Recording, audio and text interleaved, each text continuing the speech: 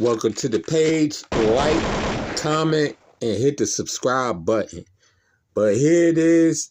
This EBT situation, the government shutdown. Man, this girl didn't get her food stamps.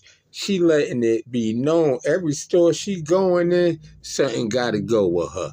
Someone gotta pay. Drop a comment, subscribe to the channel. Here we go.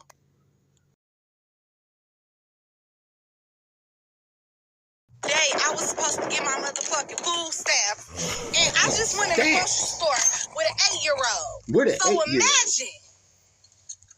Just imagine. I'm so motherfucking irritated right now. I'm ready to go to the White House and do Donald Trump stuff. But you know what?